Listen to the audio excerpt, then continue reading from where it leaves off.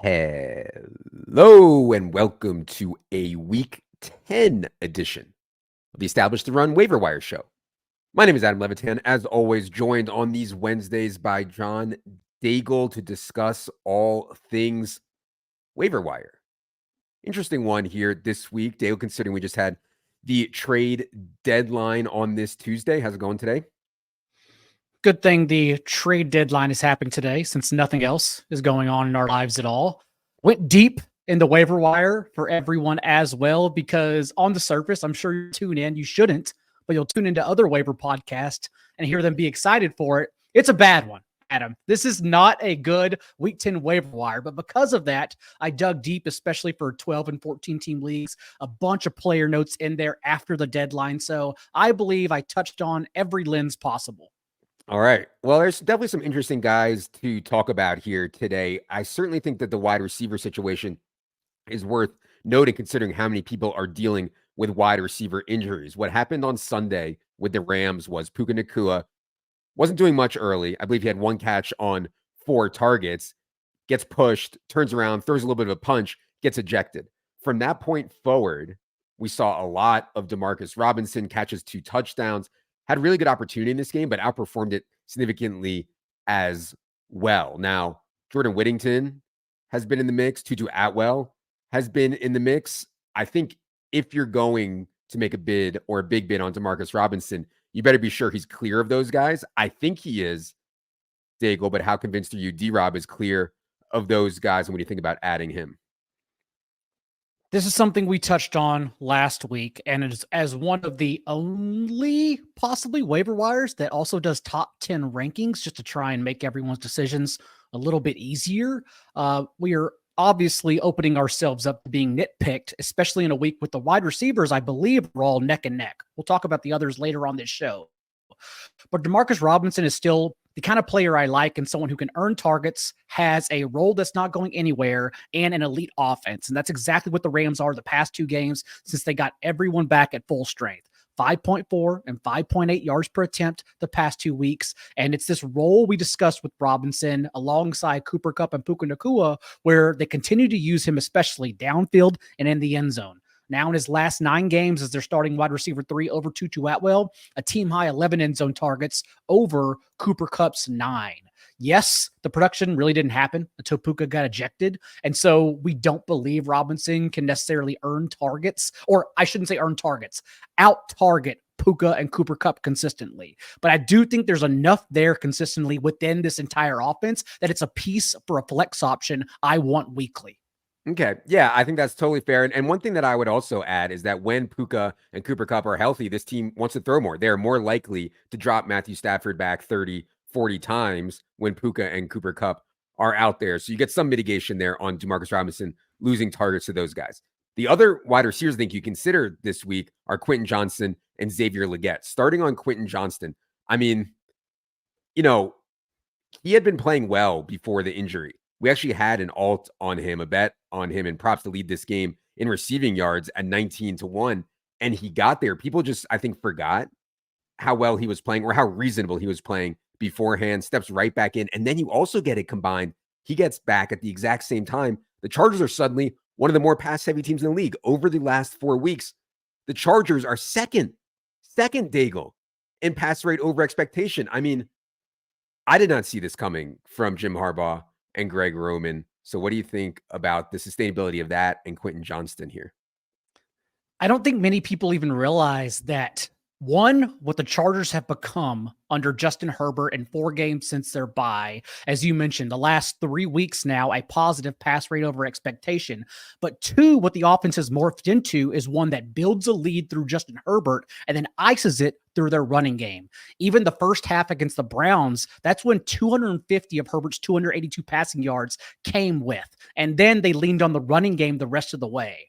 The knock against Quentin Johnston, I'm sure people will make the argument that he doesn't belong to be here, doesn't belong to be a worthy pickup, because a couple of his receptions came on busted plays. The miscommunications between Denzel Ward and Juan Thornhill were consistent on Sunday. Having said that, I listed his target shares in the column for everyone. And for everyone who has not read it yet, just know 20%, 31.5%, 6.4%, 18.5% and 19.2%.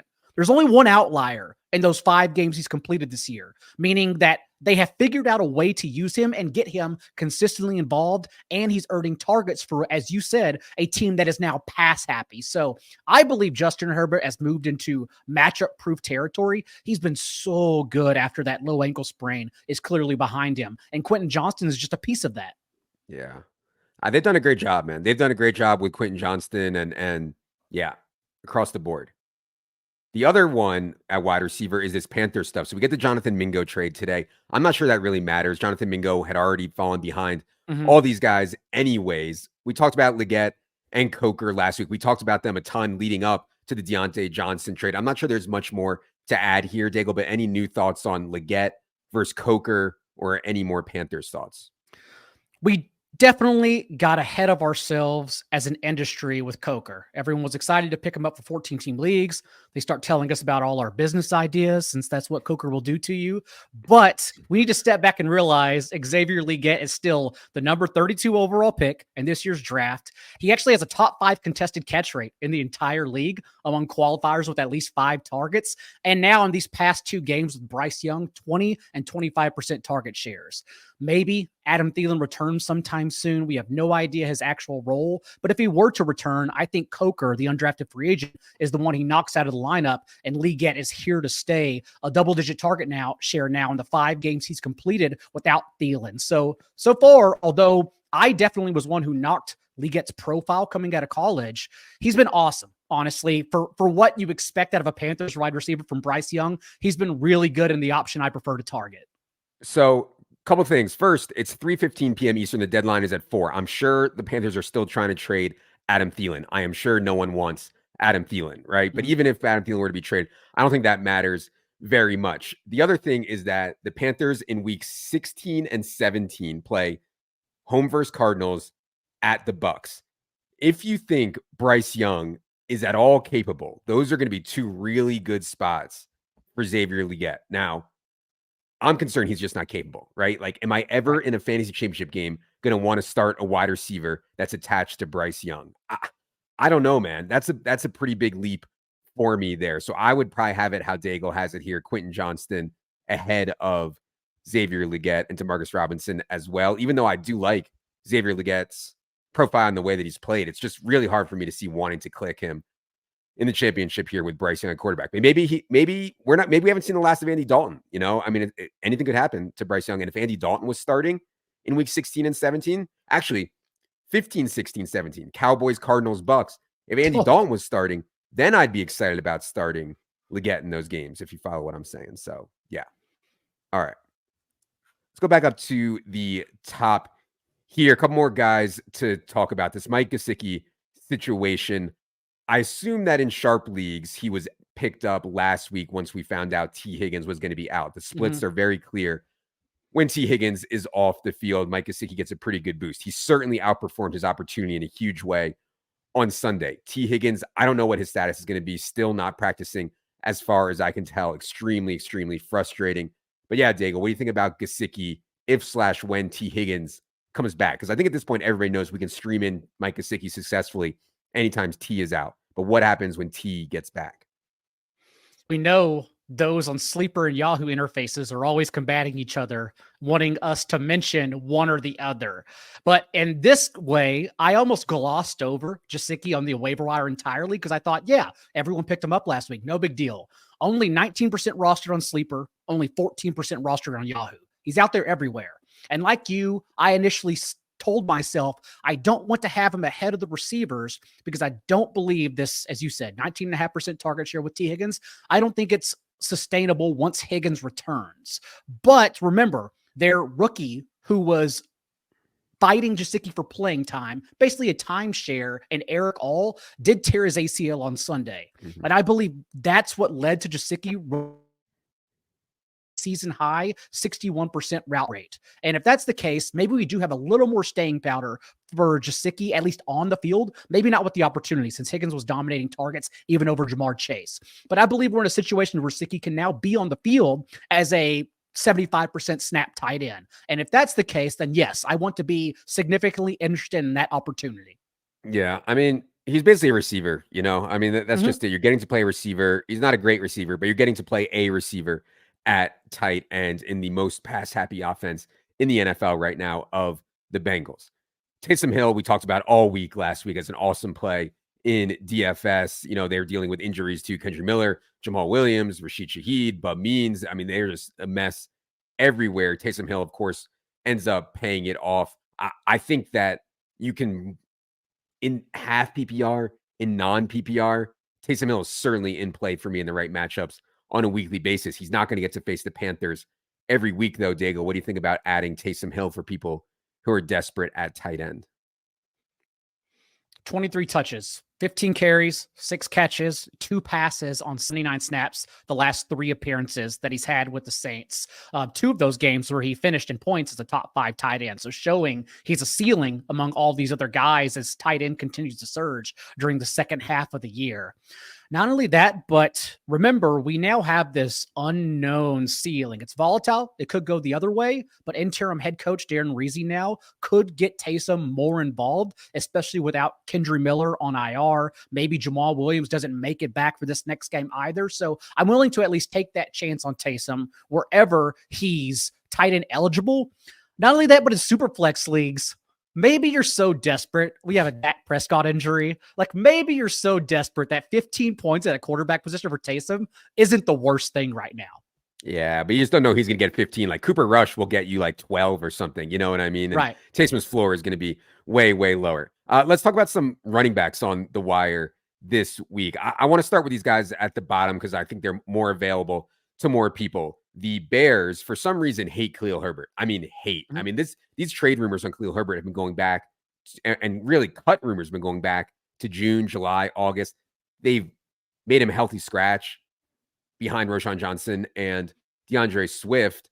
Today, the Bears trade Khalil Herbert to the Bengals for a 7th-round pick. At the same time, Zach Moss has been placed on IR. Sounds like Zach Moss is going to be out possibly for the rest of the season, unfortunately. I always thought Khalil Herbert could play, man. And people who are being like, oh, this is no problem for Chase Brown. I don't know, man. Like, I think Khalil Herbert's been a pretty good interior runner in his career. Certainly has limitations. But yeah, so what do you think about Khalil Herbert's role here with the Bengals, and what kind of formats would you be wanting to add Khalil Herbert?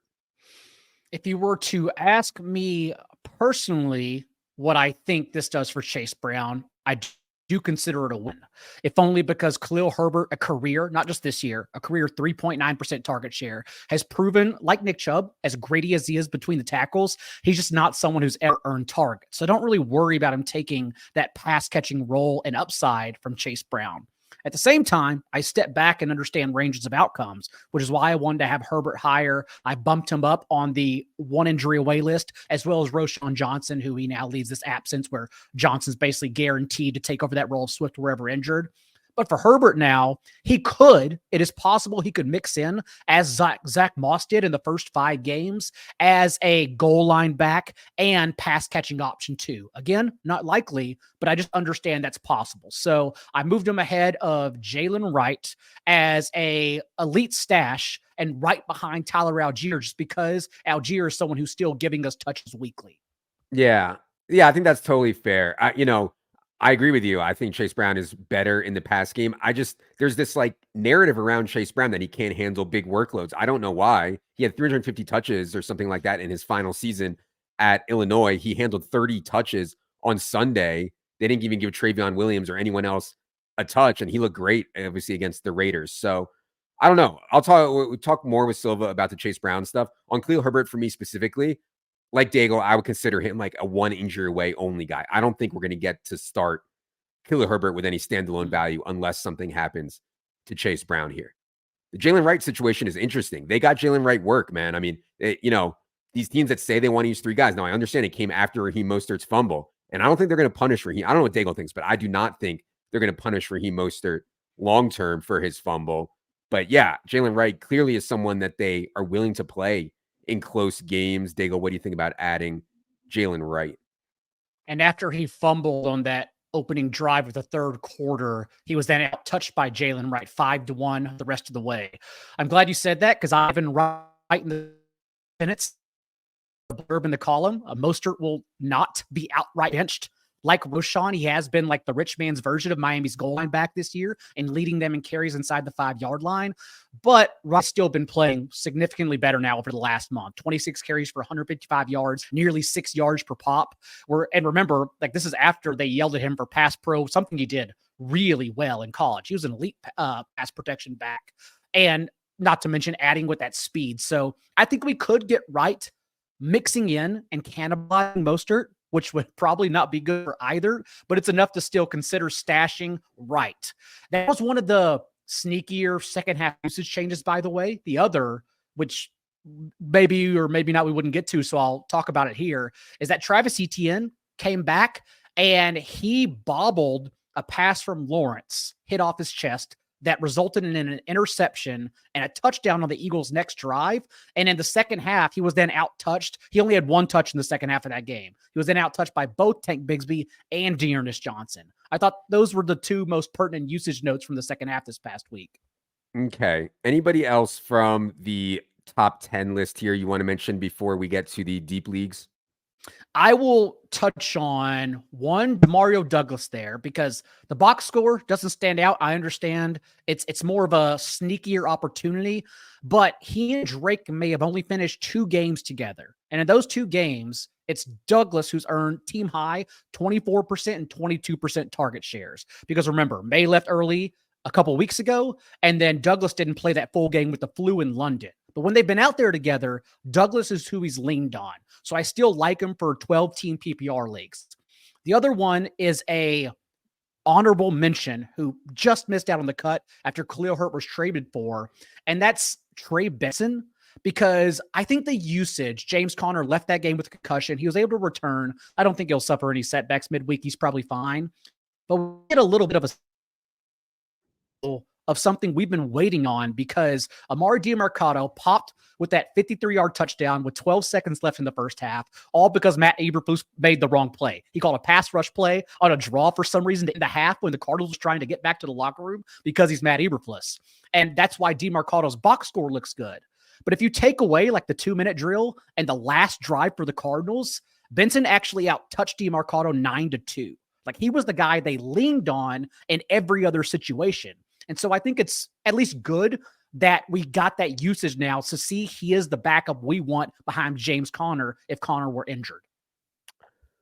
All right, let's move to some deeper league targets now. I want to start with Noah Brown. Noah Brown was another one that I think we were ahead of on projection versus market. It's been clear he's been earning the number 2 job in this Jayden Daniels offense. You remember Noah Brown had some really big games for the Texans when they suffered wide receiver injuries last season. I have no idea why they got rid of him. They certainly could have used Noah Brown while they've had these injuries to Nico Collins and Steph Diggs out for the year. But anyways, Noah Brown's been playing and playing better, even independent of the Hail Mary. Daigle, what do you think about Noah Brown as a deep league ad? We talked about nitpicking the available receivers for 12 and 14 team leagues. And honestly, if someone had Noah Brown higher than Quentin Johnston, Lee Gett, Demario Douglas, wouldn't shake a head at that whatsoever. We've now seen, since he's returned from injury, Luke McCaffrey is just not a thing anymore. It's Brown who's ran a route on the second most dropback, 65% for Washington in that time, for a 17.5% target share.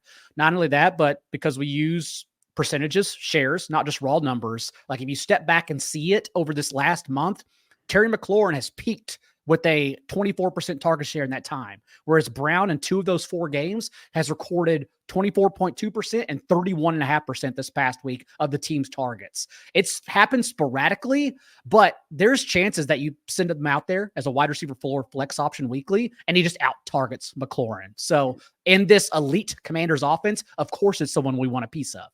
Let's go to Cam Akers. I wouldn't say I was shocked because they talked about it, but based on the preseason and how much they talked about loving Ty Chandler, and I didn't really think Ty Chandler did anything terrible to lose this job.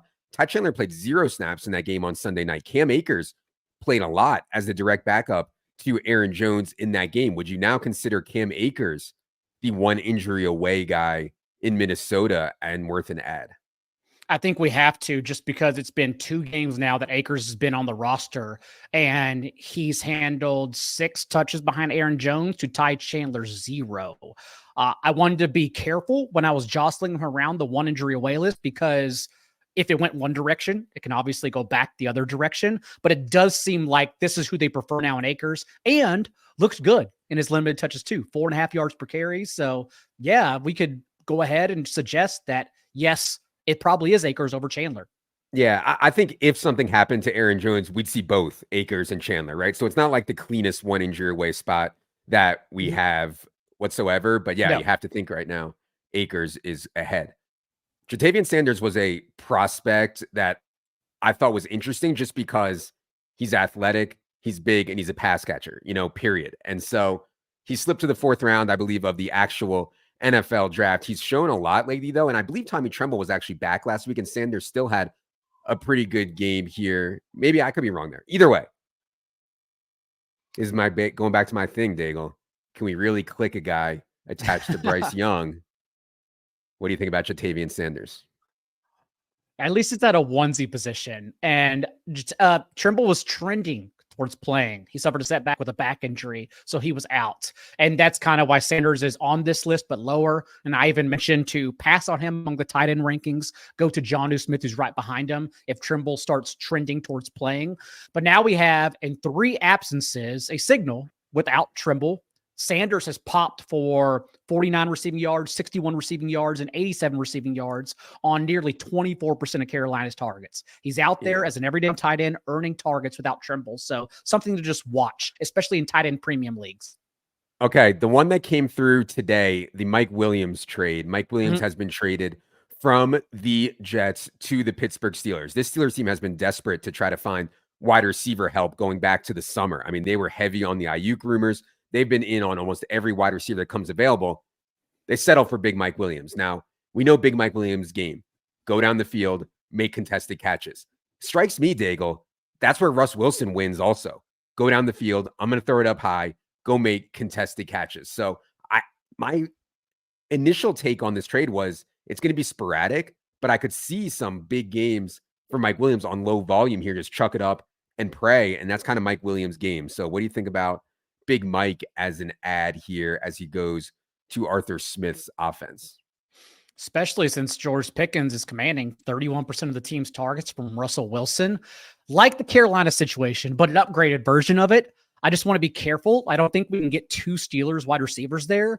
But like when the Bills went out and traded for Stephon Diggs to get downfield for Josh Allen, it's the best fit possible for Russ.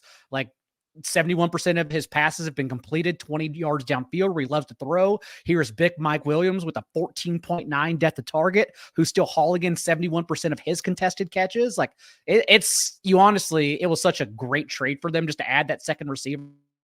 Since Roman Wilson has been battling through injury, we've seen Van Jefferson out there just running wind sprints. So I like Williams for deeper leagues in particular, still skeptical of his 12-team league status. Yeah, I also just want to know while we're talking about wide receiver here, if you're in a league where Cedric Tillman obviously should be owned in almost every league. I'm sure he is if you're listening to this. Roma Dunze also should be owned in every league. I could see Jawan Jennings not being owned in your league just because he's been hurt. But reminder, Brandon Ayuk is out for the season. Jawan Jennings was the guy who went completely nuts earlier this year. Jawan Jennings is the guy they gave a contract extension to. Jawan Jennings is a guy that I think they will trust if he's healthy. So I think Jawan Jennings should be on rosters here if he is not. All right. Anybody else from Deep League you want to talk about before we get to the listener questions here, Daigle? I didn't see much else interesting. I think we touched on, one more quick one. Jalen Hyatt. The Giants leave for London because for some reason they put the Panthers and the Giants. Germany. Early Germany. I'm sorry. It's Germany. It's payback for World War II. We're sending them Bryce Young. Bryce Young against Daniel Jones. Well, the only time Jalen Hyatt ran more than 10 routes in any game was when Malik Neighbors was out because he had to be their wide receiver too. The Giants leave for Germany on Thursday. Darius Slayton has to clear the concussion protocol by then. It's probably too soon, honestly. So Jalen Hyatt will be the wide receiver 2 from Daniel Jones. Do whatever the hell you want with that. Let me just make sure that that game is actually in Germany before. Yes, it's in Munich. Okay. I got it. All right. Let's go to some questions from the people here. MLB P Mouse says, how are you handling Christian McCaffrey's return for Mason / Garendo if you have Mason? Should I keep Mason and maybe add Garendo also? So let me just set this up here, Daigle. They said Christian McCaffrey was targeting week 10, and it appears that's how it's going down. He was back in practice on Monday. Sounds like he's going to play here in week 10. How much will he play? I don't know. Meanwhile, Jordan Mason's AC joint sprain, it's like these injuries linger, but they're not severe. So I'm not ruling him out by any stretch. And then Garendo's also looked really good. So what do you think about this question here? How do you think the CMC return affects Mason and Garendo? If possible, and I understand it's probably not, I would like to have both Mason and Garendo, waiting on Mason's status. If choosing one, though, it still has to be Mason, just from what he's given us so far. I've moved Mason to the top of the contingency list of roster because this is something our team will debate in Slack all week long, trying to get the projections right on the 49ers this week coming out of the bye. But one of the biggest knocks against Shanahan outside of in-game decision-making is the fact that he always sends his players when they return from injury right back into the hellscape. He does not care and just launches them into the fire and says, like, let's ride it out. You're probably healthy right now. So I think McCaffrey returns to a full blast workload, and thus Mason becomes closer to Zach Charbonnet as a player we have to stash, but may not have standalone value as long as CMC is healthy. Yeah, I hear you on the Shanahan stuff. I think this injury might be a little bit different, though. It's such like a rare, weird thing, and like it could be overuse that makes it worse. So yeah, I hear you. I have my gut that this injury is a little bit different than like, oh, he broke his leg. Well, he's healthy now. Let's go play him. Like this may linger forever, you know? If Mason were 100% healthy, I think we could easily agree on Mason over Garendo, but that's the concern because now it's the second time he re-aggravated the shoulder injury, so we don't know. Okay. Josh says, at what point is it time to pivot from bench options like Tajay Spears to pure handcuffs like Kamani Vidal? I mean, let's be honest, Daigle. Is there really standalone value in Tajay Spears and guys like that? You know, is the standalone value like a myth for some of these guys? He's on a bad team. He's behind Tony Pollard. I'm not sure there's much standalone value on Tajay Spears anyways. However, that doesn't mean that I would rather have Kimani Vidal. So any thoughts on this question here from Josh? If he were fully healthy, and that's the question for Tajay Spears, we don't even know when we'll be getting him back from the hamstring injury, and Tony Pollard were injured, considering Pollard is getting there as a RB2 weekly, I would think Spears has standalone value, but I don't think it's the type of standalone value that we want. Again, like a Braylon Allen, Zach Charbonnet, Jordan Mason. Those are the guys I prefer. Blake Corum, the list goes on. Okay. Commish63 says, is Jalen McMillan still a hold? I mean, how frustrating, man. You know. Jalen McMillan's big chance. He kind of flubs in his first chance. Then he pulls his hamstring in practice. Mike Evans is going to be back at some point. I'm also have questions like, can Jalen McMillan even do it? You know, is he even good enough with Evans and Godwin out to be someone we actually want to start? So what do you think about Jalen McMillan, hold or drop? The frustrations of ramping a rookie due to injury is something Todd Bowles has talked about with Jalen McMillan back in week 6, whenever he was going through his hamstring injury too. And it just happened again a couple weeks later when the runway had finally cleared for him. So it's not looking good for McMillan. In terms of Bucs wide receivers, I would still prefer, because again, everyone plays different. I always chase ceiling. If you discuss who do I want in week 15 on, I think Jalen McMillan's still the better hold over Sterling Shepard.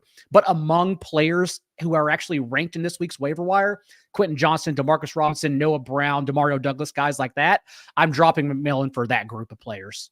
Yeah, agreed. Last question here comes from Daver Levy. He says, should I drop Jalen Waddle or Xavier Worthy to add Isaiah Pacheco? So hopefully you listened to the rest of season 150 rankings show last week. We talked about this Pacheco Kareem Hunt situation. Reports are Pacheco could be back as soon as week 12, but Kareem Hunt's been playing really well. I mean, nothing explosive, but Kareem Hunt's been carrying a big workload. So it's unclear exactly what Pacheco's role will be upon his return. As we've talked about on that rest season 150 ranking show, Chiefs running backs have a brutal schedule in the fantasy playoffs. Absolutely brutal. So what do you think here, Daigle? Drop Jalen Waddle or Xavier Worthy to add Isaiah Pacheco right now? It's so hard to step back after a negative 1 yard performance and try to talk with a level head. So I don't want to drop Waddle. In fact, I'm probably trying to trade pennies for Waddle right now, just in case. Mhm. Last year, Waddle 22% target share, second on the team from Tua. This year, 13.7%, fourth on the team. Maybe that holds, but maybe it doesn't. And all you have to do is trade like a ham sandwich, not even a good one from the deli at the corner, just a ham sandwich for him right now. So I still like acquiring Waddle, not dropping him and just crossing my fingers. If I had to choose one of these, I guess it's Worthy. Again, I try to keep a level headed in these situations after like such bad performance. I mean, it was the worst as possible. It wasn't only the DeAndre Hopkins emergence on routes that Travis Kelce runs that Patrick Mahomes just kind of reads his body and they figure it out together on the fly. It was also, again, negative 1 yards for Xavier Worthy. Yeah. And he had an easy walk-in touchdown in the first quarter and just messed it up, just ridiculous. All right. Yeah. I think if you need running back help, just to put a bow on that question, I think if you need running back help, I'd be okay dropping Worthy for Pacheco. But you got to understand that like Pacheco won't have good matchups and Kareem Hunt's probably not just going to fade completely into the background. I am worried that Hunt is definitely going to split a little bit of time, maybe even the goal line role. And when do we get Pacheco back? And is that a situation where it's week 13 or 14? It's a must-win game to make the fantasy playoffs, and you have to make that call because that's going to impact how you treat them on waivers. 100%. All right. That's going to do it for this week 10 look at the fantasy football waiver wire. If you are a DraftKit Pro sub, you can ask Daigle your personal question in Discord at 5 p.m. Eastern.